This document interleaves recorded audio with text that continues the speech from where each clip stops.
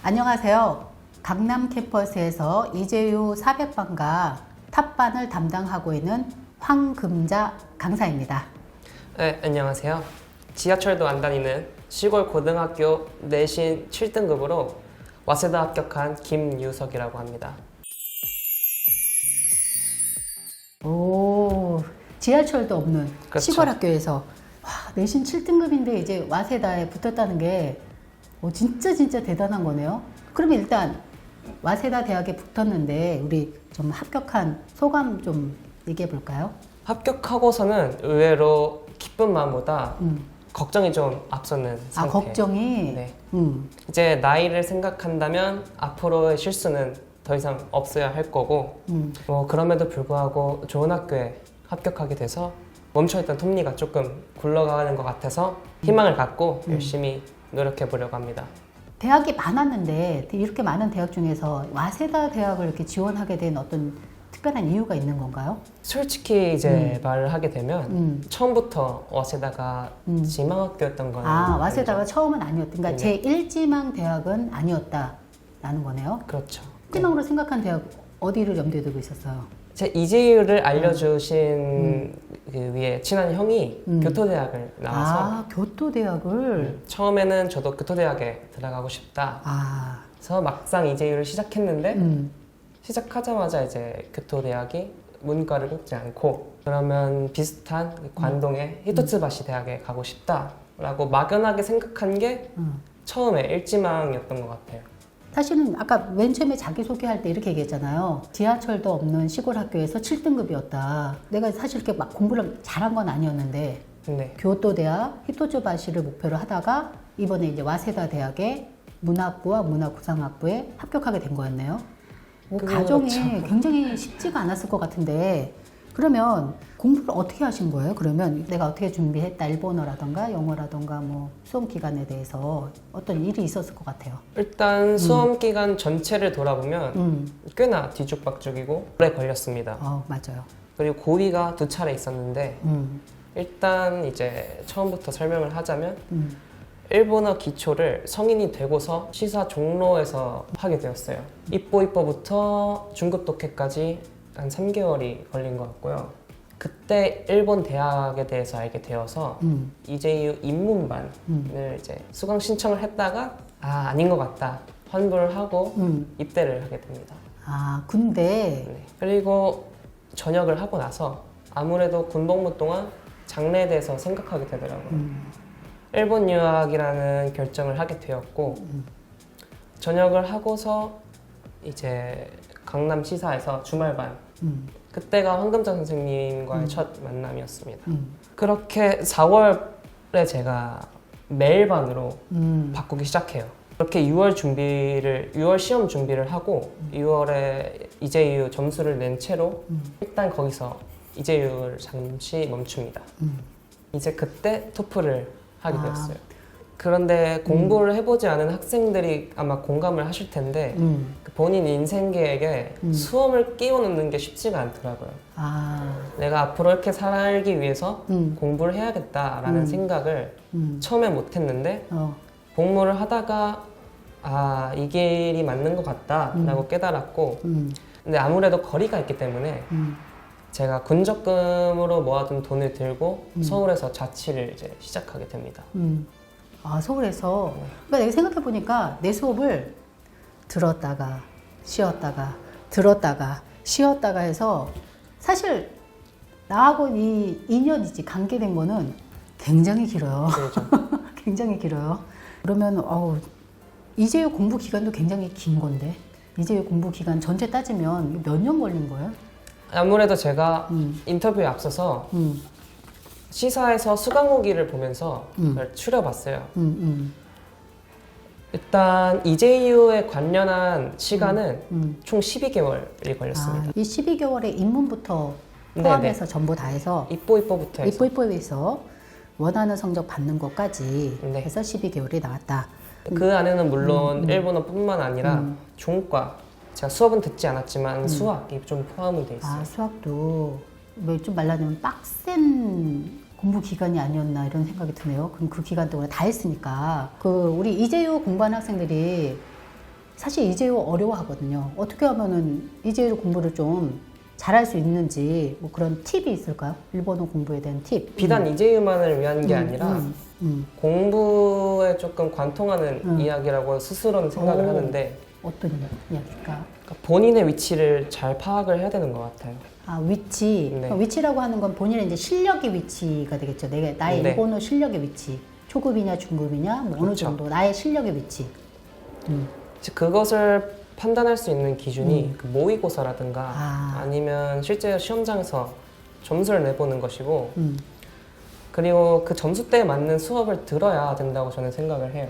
이런 식으로 스스로에 맞는 단계를 차근차근 잘 밟아가는 게 그 고득점의 비결이라고 저는 생각을 하고 이제 일본어를 아마 꽤나 어려워하실 텐데 문과나 이과나 일본어 점수를 올리는 방법은 저는 크게 두 가지라고 생각을 합니다. 일단은 첫째는 한자 공부입니다. 이재유는 그 중에서도 일본어는 사실 한자의 뜻만 알아도 점수가 굉장히 크게 오른다고 저는 생각을 해요. 그 근거로 제가 선생님도 잘 아시겠지만 그 중간에 토플을 하다가 맞아. 2개월 정도 준비를 하게 되었는데 아무래도 오랜만에 일본어를 잡다 보면 음독이라든지 혼독이라든지 잊을 수밖에 없더라고요. 그치. 그럼에도 제가 점수를 낼 수 있었던 것은 입문 단계에서 한자를 튼튼하게 공부를 했기 때문에 그 음훈독을 잊은 상태에서도 독해를 봤을 때 빠르게 의미가 뇌에 들어왔어요. 그럴 때 이제 한자를 외울 때는 이제 획순을 좀 지켜가면서 적고 그리고 그 한자에 관련된 단어를 많이 찾아봤던 것 같습니다. 근데 한자 공부는 그렇게 이제 틈틈이 했다고 치고 또 다른 어떤 팁이 있을까요? 이렇게 루틴처럼 만드는 게 굉장히 힘들잖아요. 루틴. 사람은. 그치. 그걸 이제 강제성을 부여해 주는 게 그 황금자 선생님의 400반이었고 어. 날마다 정해진 문제량을 풀고 그것에 대해서 복습을 하고 그 정해진 시간을 꾸준히 투자하는 게 이제 그렇게 습관화가 되는 한 가지 방법이었던 것 같습니다. 아까 한자 공부도 튼튼히 하고 일단 베이스로 한자는 기본으로 꼭 알아야 되고 두 번째는 자기 일본어 공부의 어떤 습관화를 만든 거네요. 계속 이제 학원에 오니까 아침에 학교 가듯이 이제 제 수업의 특징이 이제 사설을 써라라고 막 그러잖아요. 그렇죠. 이 사설 쓰기를 하게 되면 처음에 학생들 많이 힘들어하거든요. 이렇게 쓰는 거에 대해서 네. 어땠어요? 일본어 영역이 점점 더 어려워지고 있잖아요. 많이 어려워지죠. 이제 예를 들어서 히라가나로 일본인들이 많이 사용을 하는 아에떼, 타다시 그렇지. 이런 적극적. 단어들도 많이 한자로 적혀서 나오고 그런 부분에서 이제 빠르게 독해를 하려면 그런 어려운 표현이 사설을 통해서 얻을 수 있게 되는 것 같아요. 이재유가 일본어도 중요하지만 사실은 영어도 어느 정도 이제 그 스코어가 있지 않으면 사실 그 와세다라던가 게요라든가 이런 데 들어가기가 좀 어려운데 네. 영어 공부는 그럼 어떻게 병행을 했던 건가요? 아무래도 저도 음. 난관대학에 들어가기 위해서는 그 영어의 고득점이 필요하다는 것을 처음에 알았고 일단은 시작을 했습니다. 그런데 토플이 문제가 아니라 그냥 생 기초, 기본적인 문법, 우와. 단어부터 1년을 했어요, 그대로. 1년을. 그럼 영어가 완전 노베이스에서 시작을 한 거네요, 그러면? 영어도? 완전 노베이스였던 완전 거죠. 노베이스? 너무 어려웠을 것 같은데. 그래도 처음에는 기초부터 시작하게 되다 보니까 부담은 없었던 것 같아요. 시작하는 데에서 어렵다에 대한 부담은 없었는데 이제 막상 시험을 봐서 점수를 내야 될 때 이제 난관들이 찾아오죠. 이거 외워야 할 단어도 많고 문법도 전혀 베이스가 없었으니까 제대로 된 문장 읽기도 어려웠을 텐데 좀 대단하다고 막 그런 생각이 드는데 일본어 공부한 기간은 이제 12개월인데 영어 공부한 기간은 1년 9개월입니다.